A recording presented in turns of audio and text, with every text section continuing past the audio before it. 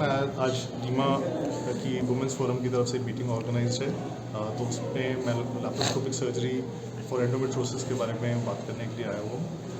हमें ये पता होना चाहिए एंडोमेट्रोसिस लेडीज़ में एक बहुत ही कॉमन प्रॉब्लम है और इसी का समाधान के लिए आज की जो सी मीटिंग है उसके अंदर डिस्कशन होनी है कि पेशेंट के लिए बेस्ट क्या रहेगा। जो हमारी गाइडलाइंस है वो कहती है कि पेशेंट्स के लिए ये बहुत ही कॉमन प्रॉब्लम है। जिस तरह आजकल हम बात करते हैं ब्लड प्रेशर बहुत ज़्यादा है, डायबिटीज़ ज़्यादा है, हार्ट डिजीज़ बढ़ रही हैं, कैंसर बढ़ रहा है, उसी तरह लेडीज़ में एक प्रॉब्लम एंडोमेट्रोसिस बहुत ज़्यादा बढ़ गई है। And world over 180 million women 180 to 190 million women उनसी है वर्ल्ड वाइड इफेक्टेड है। इसमें पीरियड्स के दौरान बहुत सीवियर पेन रहती है। जो पेन होती है तकरीबन पीरियड से 4-5 दिन पहले शुरू हो जाती है और पीरियड्स के दौरान बहुत पेनफुल रहता है। एंड ये पेन पीरियड्स खत्म होने के बावजूद भी चलती रहती है। ये इसका एक मेन इनिशियल लक्ष्य होता है कि जहाँ से हमें पता लगता है कि अंडरलाइंग पेशेंट की एक तकलीफ शुरू हो गई हुई है। इसके अलावा हस्बैंड वाइफ रिलेशन के टाइम पेशेंट को बहुत पेन होती है। देन लेडी जो सी होती है वो इनवेरिबली कंप्लेन कर रही होती है कि धुनी के निचले हिस्से में एक क्रॉनिक पेन जो पूरा महीना चल रही होती है वो रहती है।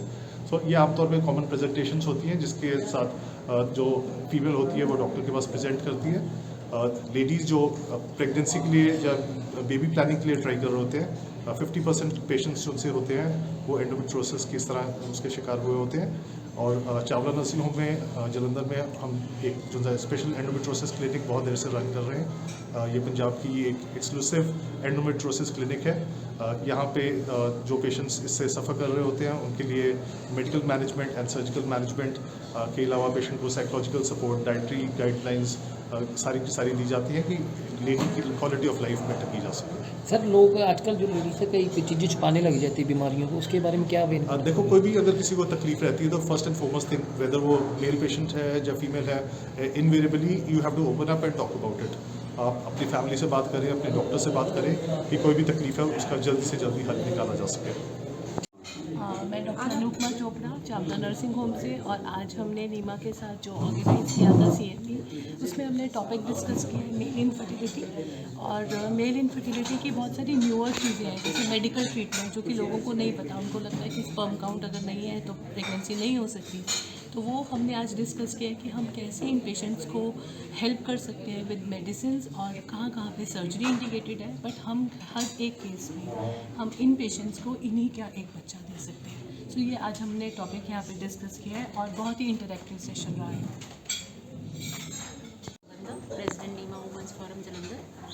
आज हम यहाँ चावला हॉस्पिटल के साथ हमने एक CME करी है जिसमें हमने मेल इनफर्टिलिटी और एंडोमेट्रोसिस के बारे में न्यू कंसेप्ट जो इस टाइम चल रहे हैं उनके बारे में हमें जानकारी मिली है।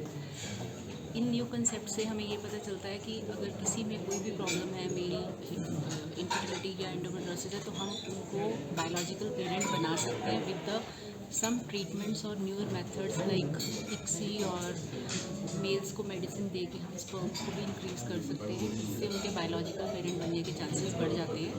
पर पेशेंट्स को ये समस्या अपनी लेके घर से निकलना चाहिए, घर नहीं बैठे रहना चाहिए। ये तो फिर टाइम निकल जाता है तो फिर हम कुछ नहीं कर सकते। तो ये न्यूअर कंसेप्ट है जिसका हमें आज काफ़ी ज्ञान मिला यहाँ से, और ये हमें डे टू डे प्रैक्टिस में बहुत हेल्प करता है।